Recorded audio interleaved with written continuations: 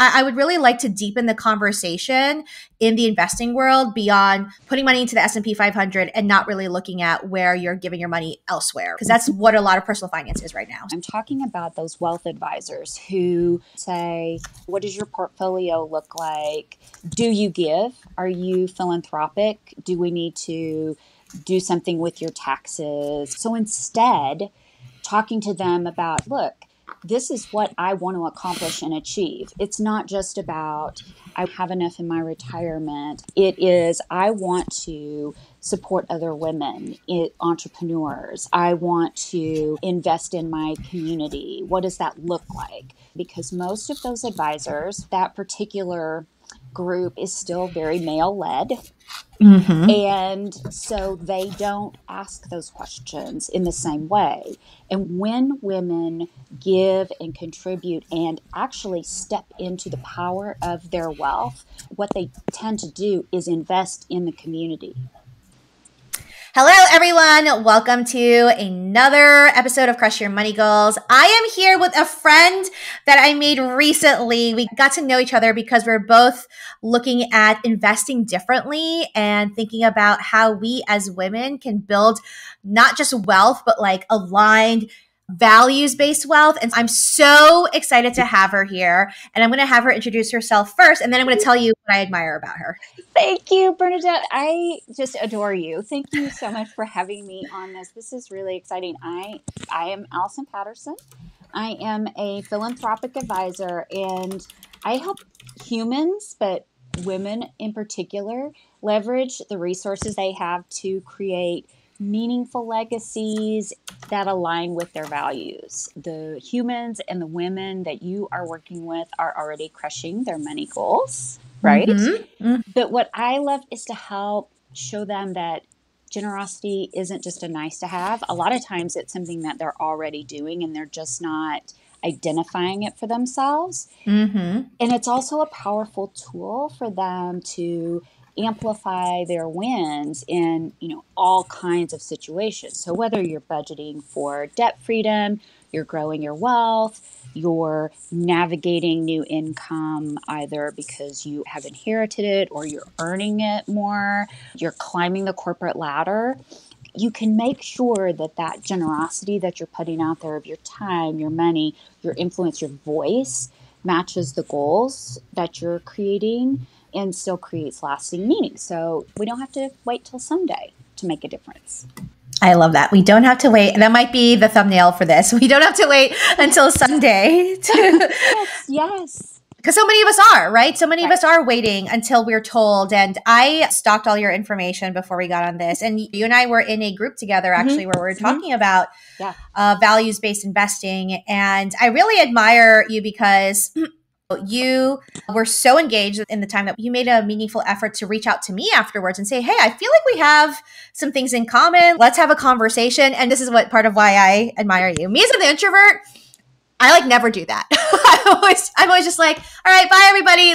See you never. But in this group, even though I am a financial expert, because I knew it was a group of women who are looking at accredited investing, who are looking at this next level investing, that I was like, oh, I don't know if I have anything to offer. When I found out what you did, I was just like, oh my gosh, I cannot wait to have this conversation because I don't know any other philanthropic advisors. I didn't even know that was a thing until I met you. Right. And I would really like to deepen the conversation in the investing world beyond putting money into the S&P 500 and not really looking at where you're giving your money elsewhere, because that's what a lot of personal finance is right now. So in particular, I want to go through some of the points that you say on your website, and I would love for you to share either an example or a deeper dive definition of what you mean by that, because you put 5 particular points that I thought were so wonderful. So the first one was, I will help you move from reactive to proactive giving. And that struck me because at first I thought, what is reactive giving? To me, I'm thinking about me growing up in the Catholic Church, and I put money in when the basket got passed to me. But I wasn't reaching for the basket. But I would love for you to share more about that.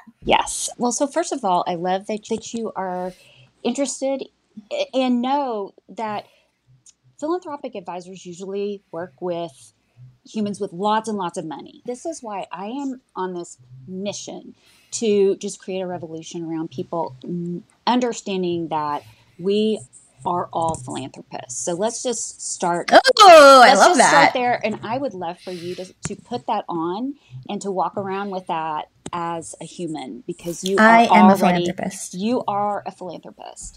And so that reactive versus proactive is, I love the example that you gave, because yes, it is about reaching for the basket, or someone giving you a call or tapping you on the shoulder and saying, hey, you'd be really great to join this board, or this fundraiser, would you give?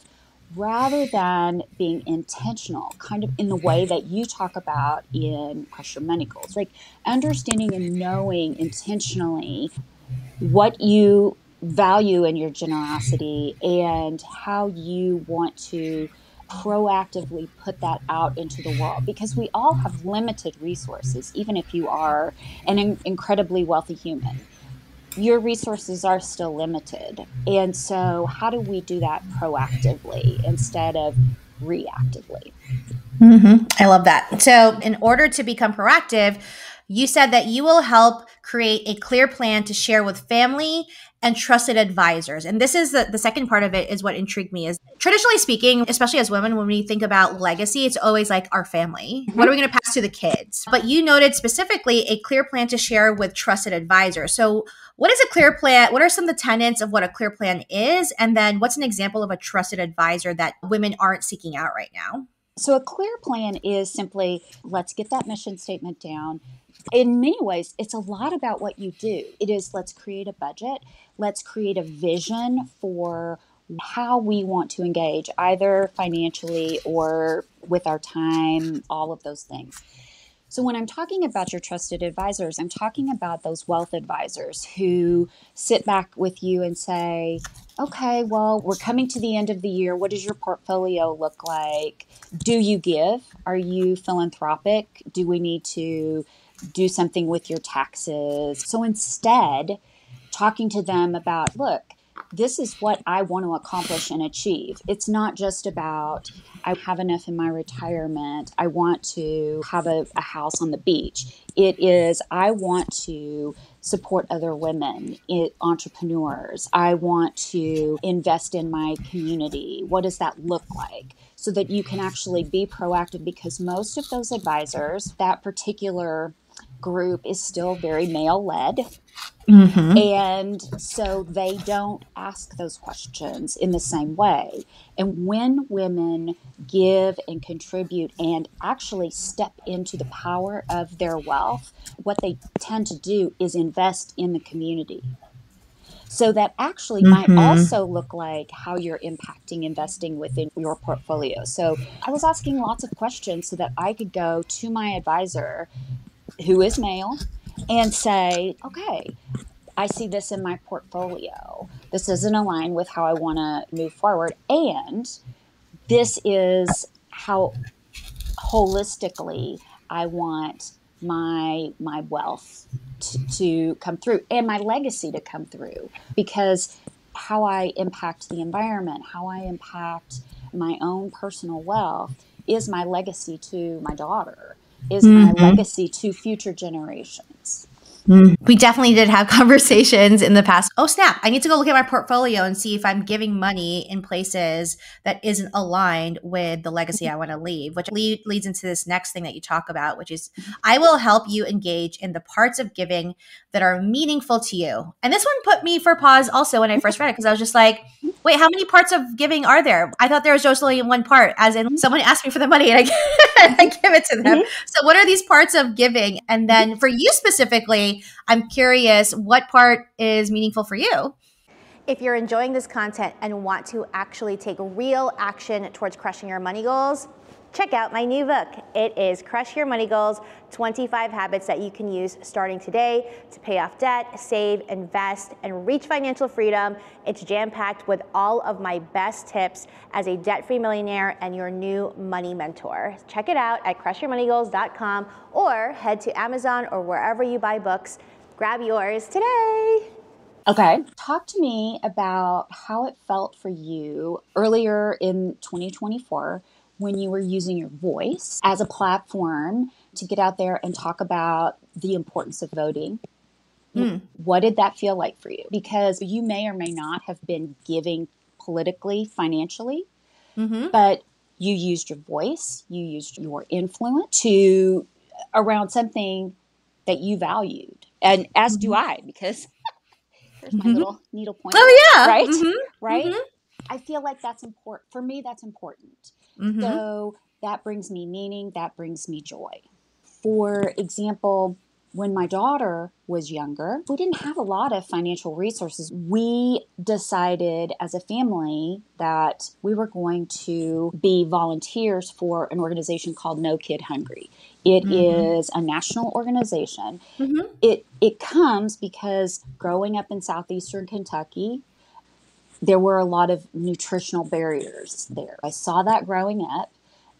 That nutrition and hunger are something that are very important to me. So when you begin to bring that value, that's that thread, being able to volunteer there. Now what that looks like is we volunteer at a homeless shelter, a food pantry as a family, because what we then realized, that thread is the same for both of us. That feeding, nourishing is very important to both of us, but it shows up in different ways. So it brings us together as a family, and it gives me a conversation point with my 18-year-old daughter. So who doesn't love that? Because if you can find something to talk about with a teenager, right? She's about to leave the home. And it gives my husband and I something that's not like, let's go bowling, to do together that is meaningful to both of us. Yeah. Have you heard of Strengths Finders before? Yeah. The first thought that I had, what motivated me to want to be more active in getting people out to vote. And one of my strengths is called activator, where I like seeing other people like take action. It's one thing when someone says, oh, I read your book and I loved it. It's like, cool. Yeah. But if someone says, I read your book and I created my first budget, I'm like, oh my God, I just feel so much better. Right. Yeah.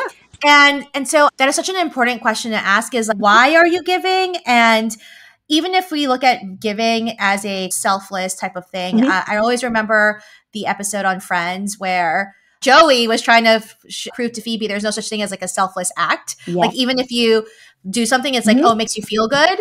Yeah. And I realized that probably when I look at my legacy planning and I look at my philanthropy, I want to focus on areas within the community that kind of spur action, i.e. like voting. Okay, so what I'm going to do, I'm going to send you, it's called a generosity statement creator. Whoa, that sounds fancy. It's you know what? It's not. It's like a little workbook, and I'm going to send it to you because, again, it's it's got some Mad Libs in there. So you go through this basic exercise and you come out with this statement, and that begins to guide you. You have this little mantra in your pocket and walk around with that says, I value this and this and this, and because of that, I'm going to this and this and this. And I love that. Gives you incredible freedom because you have this really strong yes. You have much more confidence to say no. I made a little mental note of what you said, a little mantra in your pocket, right? If like you keep, I actually physically, when I go to speaking engagements, I have like a little rock that I keep in my pocket. Yeah. And that's like literally to help ground me if I'm ever feeling nervous or feeling like I'm going off the rails here. And so having the idea that you have this little mantra in your pocket as to why you are giving the way that you want to give is so important. Yes. And I think that's a great segue into this next statement that you said, I will celebrate the change you create. So I have a real question to ask around this. What is your thought on anonymous giving versus not anonymous? And what I mean that is that I'm always so curious. If I had that amount of money and I donated like this amount to like create a wing or something like that, it would never be anonymous. It would say Bernadette Joy's Wing of Amazingness or whatever on it. So I love that you said you'll celebrate the change that you create, but have you noticed any differences between people who like want to be known for their philanthropy or people who want to be like a little bit more incognito? You know, I love that question. Thank you for asking. I would say when I talk about that whole goal, like what's your goal? I think that there are people that I work with, I have worked with over the course of my, 25-year history in just being a development officer, who that was important to them, putting their name on the wall. And in fact, getting it right, making sure, like, as a development officer, it was difficult sometimes to, like, make sure that you got that part right. So when I say I want to celebrate with how it's important to you. So you know what? Guess what? If you want to celebrate putting that name on the eyes, I'm going to say, go girl, do it. If you are like, you know what? It's just okay if I know this for me. If I am the only human in the whole wide world that knows, not even my partner knows about this.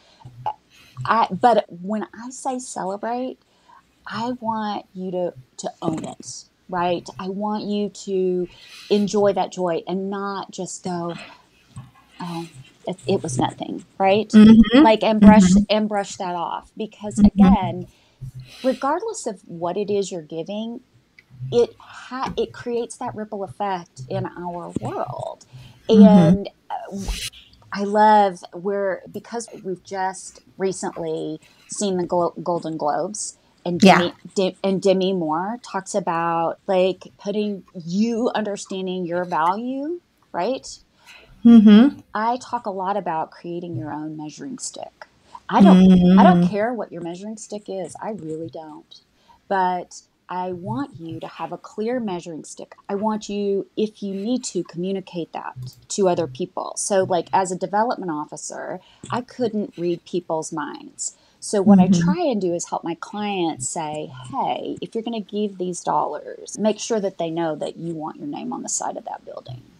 Or just make sure that they know that the way that you will celebrate is hearing that this child received this service, right? Like, some people, that's all they really need. Some people don't need anything, but it is important to understand that, for you to communicate it to them, because again, that's kind of how you celebrate it for yourself.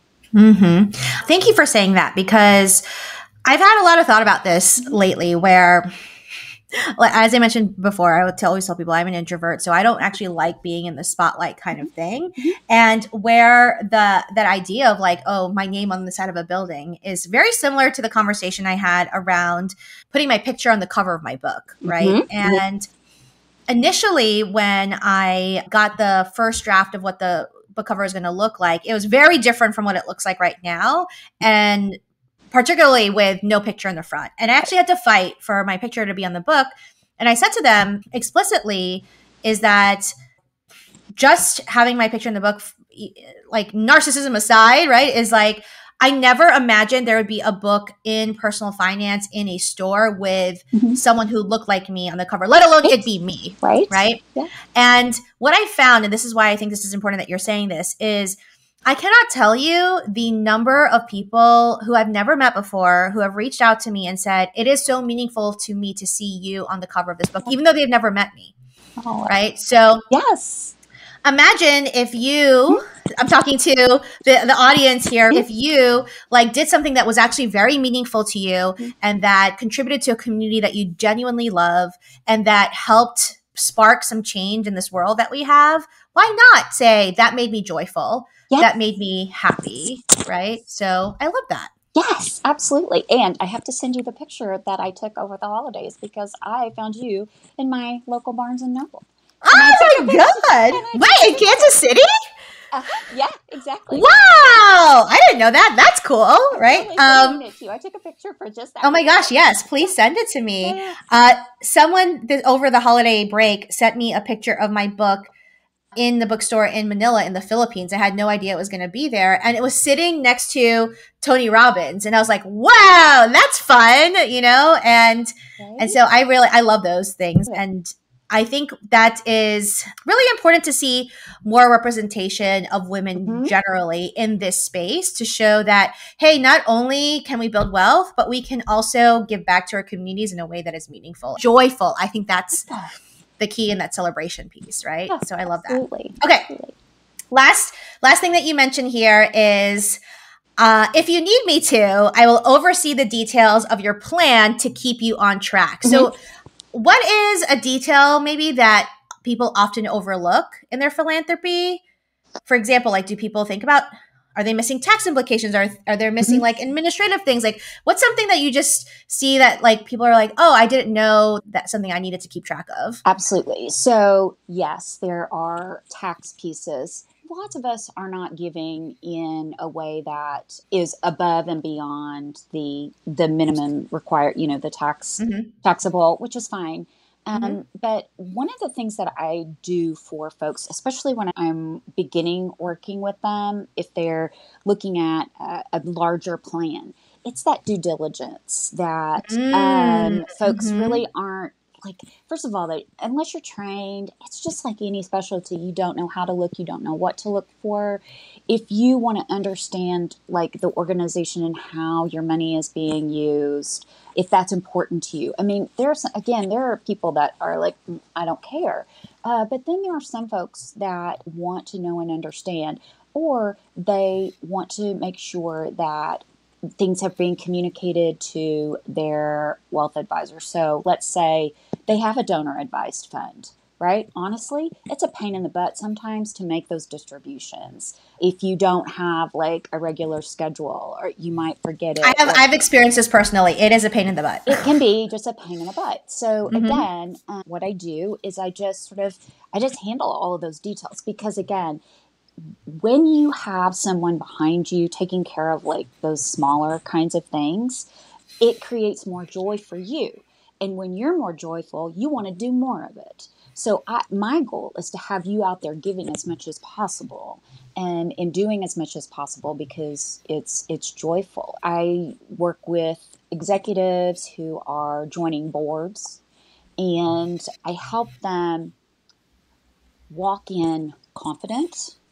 And so they know the details. So because a lot of times we're not trained on how to be a great board member. You might have a board. That's so true. Right? Oh my God. Actually, that you say that, I'm like, I've met quite a few board members. Right. And I've been on boards myself, and I'm like, what are you doing? Why are we here? And first of all, we're not trained, and hopefully that they at least do a board orientation. But sometimes the organization doesn't even have capacity to do that. So helping you show up, helping you navigate around the board table, to say, you need to meet this person, you need to meet that person, because this is a networking opportunity for you. And again, it's okay to be joyful. It's okay for this particular piece of your giving to also enhance your career or enhance your networking opportunity. So I do handle those details for my clients.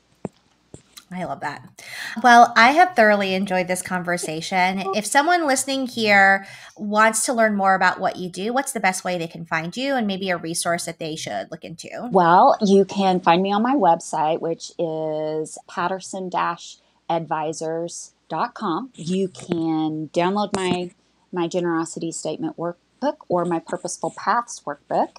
And I am in 2025 hosting more group workshops so that people can come in and they can create their plans together to own their impact, so that they can begin to create these plans. Because what I find is you might download the workbook and never actually get around to that's true, doing it, right? So I've just been putting together these 3 hours a couple of times, an hour and a half here, an hour and a half there, or just message me at Alison, ALISON, at pattersonadvisors.com, patterson-advisors.com. Awesome. We will put all of those in the show notes below. And I'm just so grateful for you and what you do. And I've really thoroughly enjoyed this conversation. Thank you so much for chatting with me today. So much for having me, Bernadette. I adore you. So. All right. If y'all like this content, please subscribe to this channel.